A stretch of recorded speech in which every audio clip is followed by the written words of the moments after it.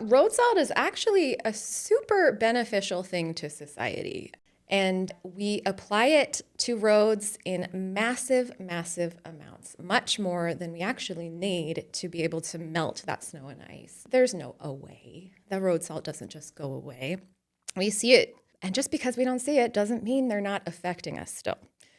So they typically can flow into our freshwaters either through storm drains. They flow directly into the nearest stream or river, or they can take some time and sort of filter down through soil and work their way into groundwater eventually. So we do have ongoing monitoring throughout the year, monitoring chloride levels in our source waters.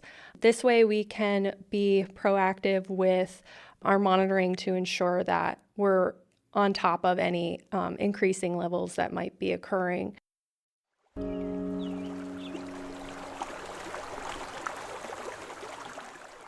Every year, we spread millions of pounds of salt on our roadways in order to keep people safe. But that salt doesn't just disappear when winter ends. It makes its way into our local waterways, our streams, and eventually into our drinking water. You're listening to Watershed Matters with the Watershed Institute, a podcast where we talk about our local waterways and what we can do to protect them. I'm your host, Lucia Middleton. On today's episode, we're going to be talking about an increasingly growing problem, road salt pollution. Road salt is very important in the wintertime and helps keep us safe, but it doesn't just disappear. So how does it affect our wildlife? How does it affect our waterways? And how does it affect our drinking water? And what can we do about this issue? Today, to answer those questions, I'm here with two experts. Our very own Erin Stretz, Assistant Director of Science at the Watershed Institute, and Shealynn O'Toole, Senior Source Water Protection Program Manager at American Water. Erin and Shealynn, welcome to Watershed Matters. To start off this conversation, could each of you just briefly talk about what you all do at your respective organizations and how you're involved in this issue? Sure. Well, I'm the Assistant Director of Science at the Watershed Institute. I started here in 2011 when I was coordinating the Streamwatch Volunteer Water Quality Monitoring Program. And over the years, my role has sort of adapted to taking what we've learned in our own program and expanding it throughout the state. So now I coordinate a program called the New Jersey Watershed Watch Network, and I help other organizations to establish their own monitoring programs and sort of walk them through the process. I am a Senior Source Water Protection Program Manager with American Water. We are the largest water and wastewater utility in the country, and New Jersey American Water is the largest water wastewater utility in New Jersey. And our responsibility to our customers is to provide clean, safe water, drinking water. And we do that by taking our raw water, like rivers and reservoirs, and we treat that water to provide safe drinking water for our customers. And as a source water protection program manager, I take part in things like this, education to our customers across the state of New Jersey.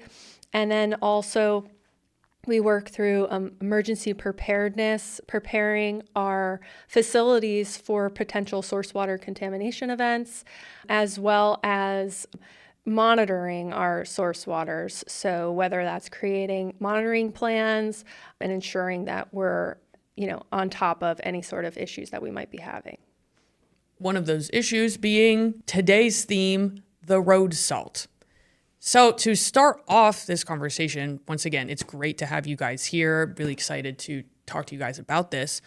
Just really big picture, we've all seen salt being sprayed on the roads. We all have a picture in our heads of what road salt looks like, but what is road salt pollution? So road salt is actually a super beneficial thing to society. We need to be able to get around. During the winter time, you could have an emergency and an ambulance needs to get to your door. Of course, it's less important to order pizza, but in my family, we do have a thing called snow pizza. And so, it's critical to keep our roads clear of ice and snow. Road salt, at its most basic form, our typical road salt is made of sodium chloride. And we apply it to roads in massive, massive amounts, much more than we actually need to be able to melt that snow and ice. And so, as you mentioned, Lucia, there's no away. The road salt doesn't just go away. We see it, the white streaks get washed off the roads. We see those huge piles of salt kind of bounce and scatter to the side of the road. And just because we don't see it doesn't mean they're not affecting us still. So they typically can flow into our freshwaters either through storm drains. They flow directly into the nearest stream or river, or they can take some time and sort of filter down through soil and work their way into groundwater eventually. So we do see these huge spikes in the winter months when we have all of that salt being actively applied to the roads. We see chloride levels jump immediately. But we're also seeing those levels kind of extend into the early spring and early summer. And in summertime, those chloride levels can remain high. It's not just the big winter spikes that are the problem. It's also that average, that long-term buildup that's causing issues. Exactly, yeah. So DEP, since I think it's 1997, has shown that chloride levels, baseline chloride levels, have tripled in that time, in about 30 years or so. And so, yeah, it could be, chloride levels could be fine. They could support aquatic life at certain points of the year, but it's only going to keep increasing and increasing over time. So we have to jump in to prevent this from happening. This is just occurring to me now, but it's interesting that you say that the chloride levels are going up. I guess it's that cumulative effect, but we had colder winters and more ice and snow, presumably about 30 years ago, but now with climate change, our average annual temperatures keep going up, so we don't need as much salt. So that's a very interesting point, and you might think that, and it's sort of counterintuitive, but actually, climate change is leading, that recent kind of cold snap we had, climate change contributed to that because the polar vortex from Canada is being allowed to sort of penetrate deeper down into the continental U.S., bringing all of that cold air with it. Combined with that, climate change is causing all of our storms. We have more water being dumped during these smaller storms at a time. And so when you have that cold weather, you have more water, more snow. You're going to keep getting these huge snowstorms over time. And so especially right now, you're looking outside and we've got maybe a foot of snow built up, and it really hasn't dropped gone above freezing to be able to melt it. So it's just going to keep accumulating. That's wild. Yeah, I don't think New Jerseyans, I don't think we're used to dealing with this kind of weather.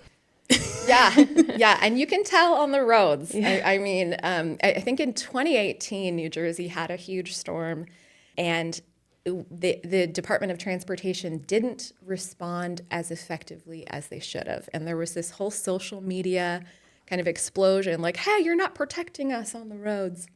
And so the next time that season that there was a storm, they just brined the heck out of everything. They salted everything. I mean, the levels of salt application were going up and up and up. And so they kind of overreacted to a situation that maybe they underreacted at first, but their response was then to overreact. And that tends to be, for most people who are managing properties and roads, that's kind of typical. Seems like a really multifaceted problem that affects us in ways that I don't think a lot of people have really take the time to think about. I will confess, I literally work with you. I don't think about this as enough as I should, most likely. But Shealynn, so I think one major issue with salt, I guess, is salt and chloride in streams that eventually makes its way into tap water. So how do you manage salt working at American Water, which is one of the big water providers in New Jersey? Yeah, so our job is to take what we call raw water or source water from rivers and reservoirs across the state of New Jersey and take that into our water treatment plant and filter and make sure it is safe to drink. So we do have ongoing monitoring throughout the year, monitoring chloride levels in our source waters. This way we can be proactive with our monitoring to ensure that we're on top of any increasing levels that might be occurring. But with that being said, our source waters are seeing chloride levels increase in the winter months. Although it might be a temporary issue for us, the only time you would see an impact is occasionally a salty taste. However, our drinking water continues to meet state and federal regulations. So we take that proactive approach for our customers to ensure that we are aware of the issue that's happening across the state, across the country with increasing salt in our source waters. Yeah, so you're keeping track of it like from the get-go, even before most listeners might even be able to taste it. Yeah, with source water protection, we're really proactive with our approaches when it comes to chloride and other contaminants that are impacting our source waters. With that being said, we have our in-stream monitors. We also work with partners outside of our facility, our companies, because we want to basically ensure that we are aware of what's going on upstream of our intakes. So although our property, our intakes are our main focus, we really value other organizations that are monitoring salt and other contaminants within our watershed because they have that widespread reach across our upstream of our intakes. Going back to the freshwater stream, so you're dealing with, once it sort of hits our tap water, that water that literally is coming out of our sinks, but now tracing back to those streams and those rivers and those lakes that I was mentioning before. Erin, what does salt actually do in freshwater? Like, what actually is happening when that sodium chloride just goes crazy in the water? I feel like that meme of the guy with all of the kind of things on the board with the strings and the pins, because it's so many things are interconnected when it comes to salt. You really can't isolate it to one thing. But you could start by talking about just what makes fresh water fresh. It's low salt levels. Like, that is the defining feature of our fresh waters. We need fresh waters, and they need to have low salt levels. And so the aquatic life that lives in our freshwater streams and lakes, they are obviously adapted to those low salt levels. When you introduce a lot of salt into the system, they have trouble kind of regulating their fluid balance in their body. And so they can actually start to desiccate when excess salt gets into their cells. They're kind of releasing extra water, and they are basically drying up underwater, oddly. And so when we have these sensitive species like mayflies, caddisflies, stoneflies in the macroinvertebrates, or more sensitive fish, they can start to, if chloride levels are very, very high, just immediately die off. You could start to see fish kills. And so with this recent storm, actually, because we have this accumulation of snow and ice, and also the accumulation of salt from several storms in a row, now that it's going to start to melt, we're going to see that salt hit streams all at once. And so we might see we could see some fish kills coming up in the next few weeks. Even when the salt is not at the toxic level, when it's just sort of this like low-grade elevated status, these organisms are still working overtime to regulate their fluid balance. And so that means they have less energy to devote to like growth and reproduction. In this time of year, we have all of the salt going into their streams, and this sort of coincides with breeding season, the spring and summer, especially for amphibians. And so amphibians really need vernal pools. They need clean, freshwater vernal pools in order to reproduce. And so they're particularly impacted by oversalting. The salt gets into these sort of confined depressions in the ground where the water accumulates, and it can become extremely toxic very quickly because it's such a small amount of water there and so much salt is hitting it.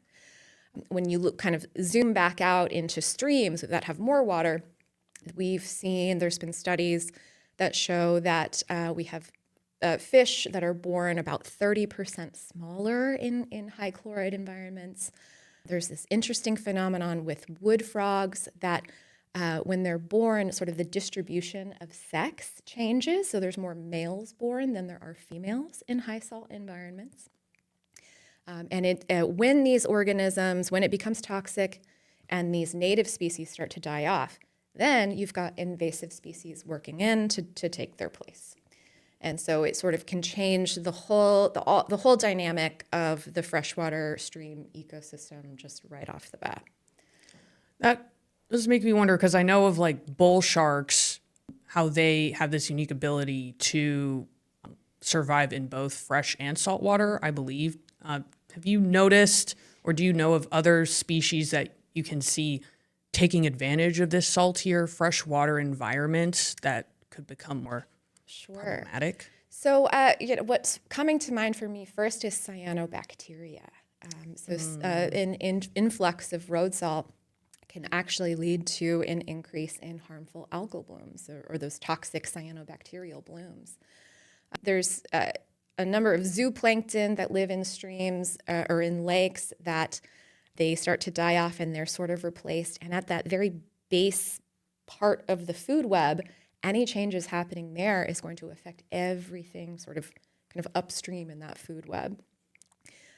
Talking more specifically about lakes, there's also physical changes that happen to a lake. So you can imagine you've got salt mixing with water and it's more dense, that salty water, so it sinks to the bottom of the lake.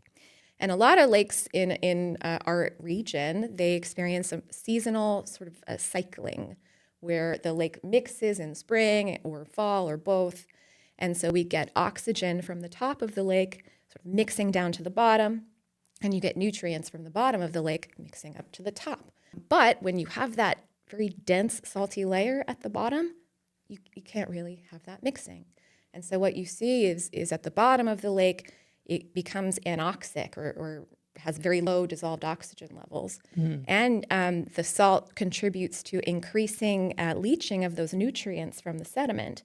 So low dissolved oxygen, which is going to cause other species to die off, and you have more nutrients getting into the system, which is just further contributing to those cyanobacterial blooms. For some reason, as you're giving this explanation, I'm imagining a bowl of soup and what happens when you add too much salt to that bowl of soup. Like if anyone's ever experienced this in cooking, it falls to the bottom. You need to stir it aggressively. And now you have too much salt and it's literally impossible to get rid of that salty taste. You have to add acid or you have to add sugar or you have to just completely scrap the whole recipe. So it seems like that's what's happening, I guess, on that right. larger scale, because you can't get rid of that salty taste completely. You're right. If you kind of overshoot your salt in your recipe, there's no going back. And the same is very true for our freshwater systems as well. It's very difficult to kind of come back from these very high salt levels. Once it stays elevated and it just keeps increasing, it's going to be very difficult for us to be able to manage that. So the best thing that we can do is try to prevent that from happening in the first place. So thinking about freshwater streams, so we've been talking now a little bit about how salt levels change throughout the year. This cumulative impact, as you mentioned, since the 97, probably since before that, right? Because that's since just the data's been collected.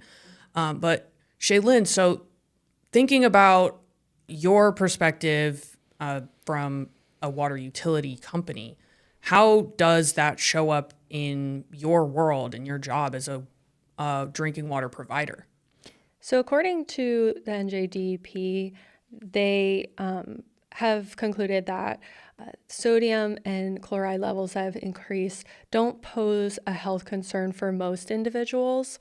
They have primary standards and secondary standards, and both chloride and sodium our secondary standards, which have recommended limits.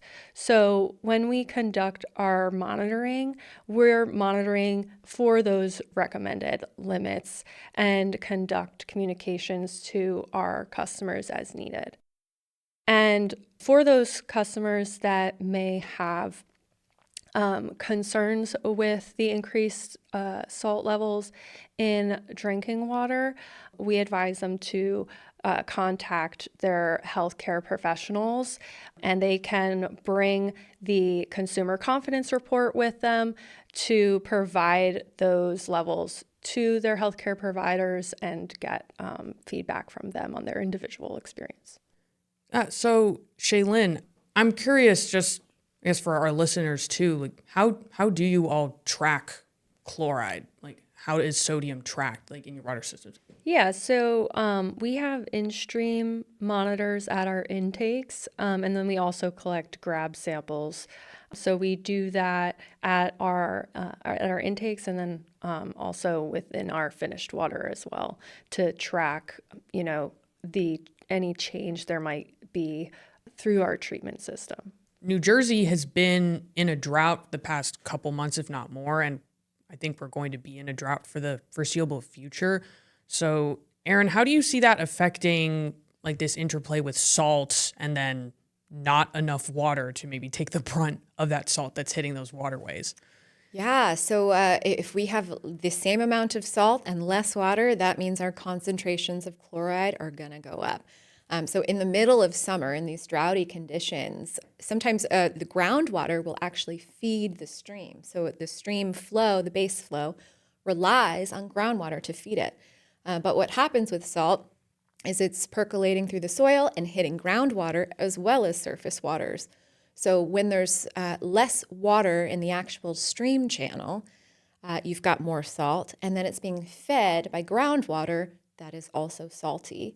So that's just going to compound the problem in those warmer months. Oh, wow. That's really concerning. So I guess with climate change now in New Jersey, we're either dealing with just this excessive amount of moisture or too little moisture, like not enough to absorb that salt. Exactly. For those of you who might not be aware, NJDEP stands for New Jersey Department of Environmental Protection. It is our state agency that manages our environmental resources and how we can use them here in New Jersey. So segueing off of that, because it's great to hear larger companies, water utilities are keeping track of this salt monitoring issue. But you as a listener just sitting on your couch, you can actually also participate in improving this situation as well. So Erin, I wanted to segue into your program, New Jersey Salt Watch. So first, what is New Jersey Salt Watch and how can you get involved in it? Yeah, so New Jersey Salt Watch was based off of a program, Winter Salt Watch, that was run by the Isaac Walton League. They started it back in 2017, I want to say. And so in 2020, the pandemic hit, community science kind of screeched to a halt. People really couldn't gather. And so we were trying to figure out a way to have a way for people to participate from their own parts of the state. And so what New Jersey Salt Watch is where people can sign up, they can register online, we send them a kit through the mail, or they can stop by the Watershed Center and pick one up. And volunteers can choose any freshwater stream, river, or lake, pond that they care about in their backyard or anything nearby. And the goal is to revisit that site 3 to 6 times over the course of a winter season. So within these kits, we've got these test strips that measure chloride levels between about 20 ppm to about 650 ppm. And so we're trying to track these chloride levels at these locations across the state by crowdsourcing them from these folks. The test strips are very easy to use. The instructions are provided. People, will submit their data through our online form, and then it immediately populates a live data map that anyone can log in and look at and see kind of what the current conditions are of chloride throughout the state. So if I'm just sitting in my living room and I know that I'm a 2-minute walk from a stream, or even if I'm a little bit further from a stream, I can just walk outside after picking up this kit and then go measure and then be a part of the data set? Absolutely, yes. All Wow. you need is a cup. That's all you need, and the salt watch kit, of course. A measuring cup or You could have a solo cup, you could have a This cup? coffee cup, you could have anything you like. And so that what you do is you go out to the stream, you kind of rinse your cup out really, really well. You want a clean cup. And That then would be you ideal. fill it, you drop your test strip in there, and it takes about 2 minutes for the test to be complete. But at the end of that, you have a very reliable measurement of chloride. And actually, over the past few months in the Watershed Institute's lab, we've been doing a study comparing the results of the test strips to the results of our in-lab testing with our discrete analyzer for chloride. And what I found is a 95% correlation between those two values. So we're pretty confident that even though the test strips are very, very easy to use and very simple, they're pretty accurate as well. 95% correlation, if you brush up on statistics, means a very strong correlation. It's pretty strong, a positive one. Yeah. I assume. Yes. Okay, just to clarify.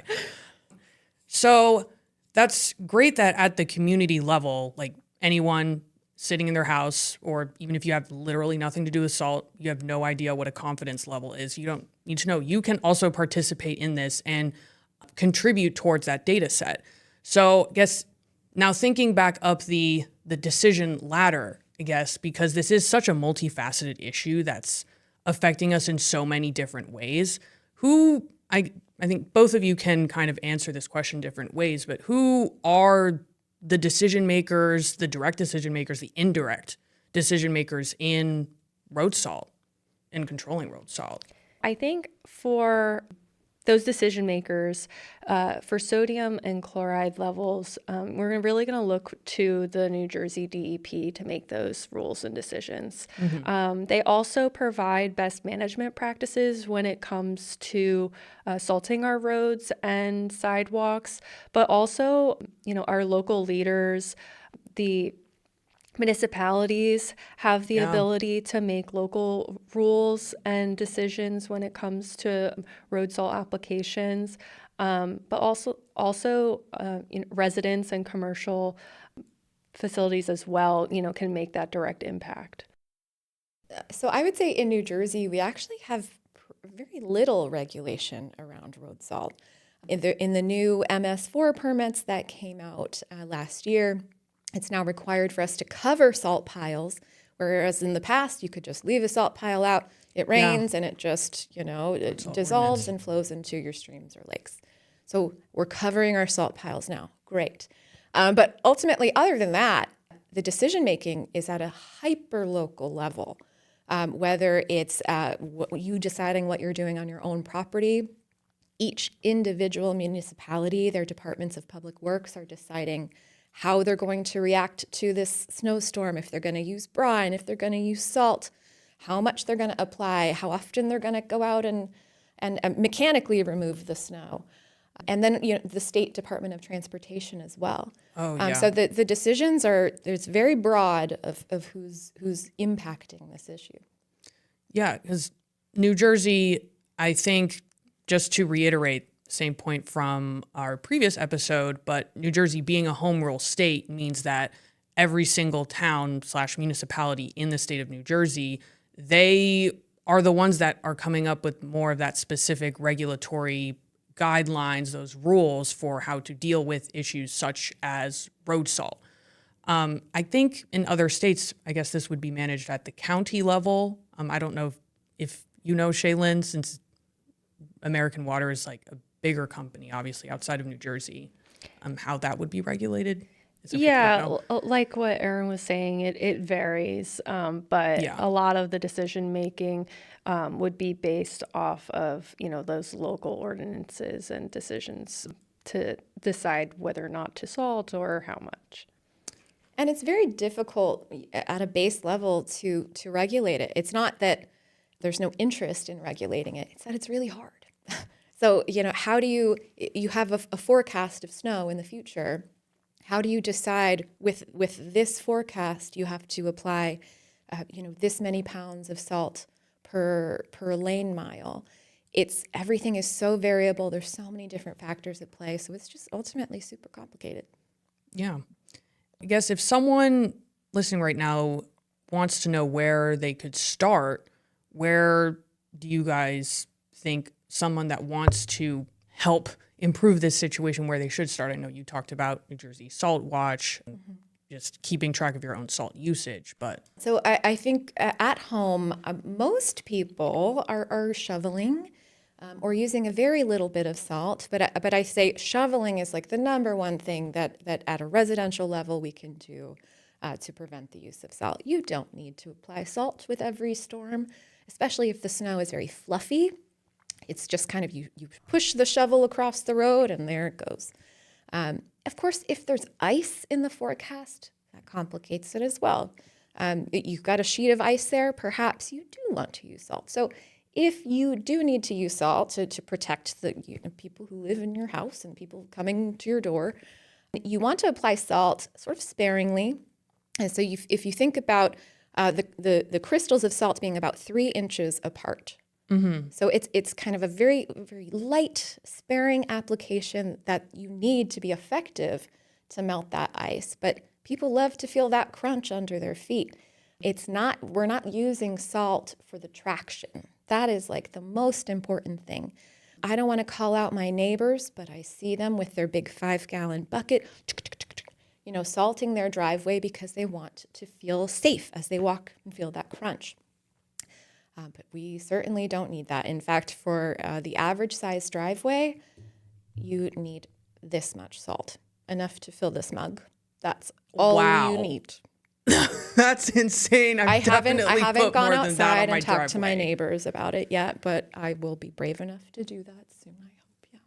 And I guess it goes to show too that more is not always necessarily better. Like, it doesn't melt the ice any faster. No, it doesn't. You're just kind of wasting your own reserves of salt, and it's just going to dissolve into the water and go into your streams and lakes anyway. And in fact, in the U.S. right now, we have a salt shortage because it's been such a cold winter. Salt shortage? We have a salt shortage. And so... Grab that table salt, everyone. Yeah, or don't. Or maybe don't, actually. Never mind. Scratch that.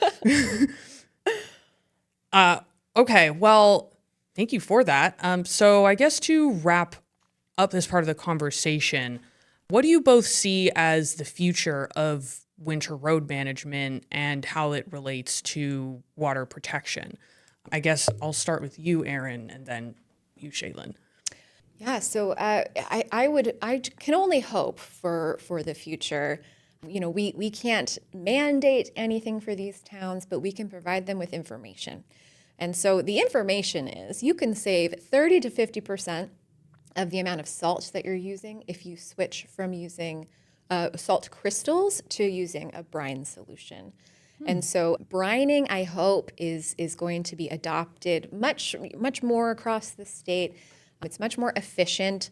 You can imagine putting road salt on the ground and those salt crystals sort of bounce and scatter to the edge of the road.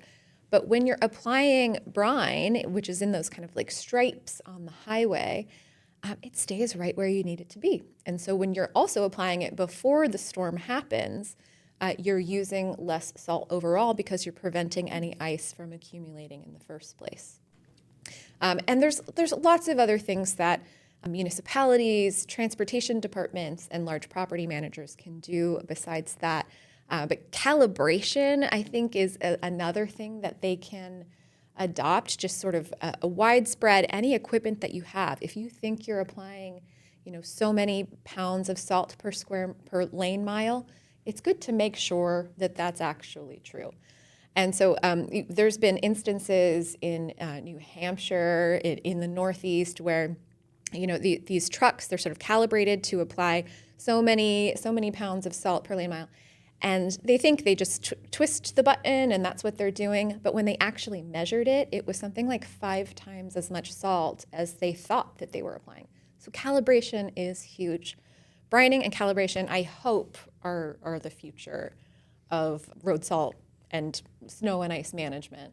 And in addition to the ecological benefits of just using less salt, there's financial benefits as well. You're going to save a lot of money. If you're using less salt, 30 to 50% less salt, you're going to save, probably more in that in over time, especially. There's some upfront costs in buying this new equipment, but it tends to pay for itself very quickly.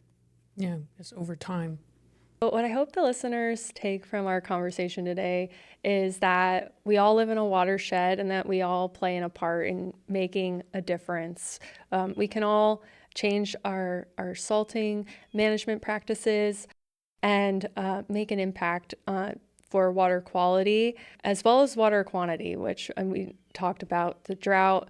But for utilities, working with the community makes us more effective, and partnerships are key. So, and if folks want to learn more about this, they can also go to our website to find additional information and resources on how they can impact their watershed.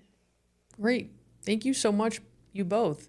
Thank you for tuning in to our second episode of Watershed Matters, where we talked about road salt pollution and the different ways that it can affect our livelihoods as well as our natural environments, and what we can all do about it to progress forward and being a more salt-smart community.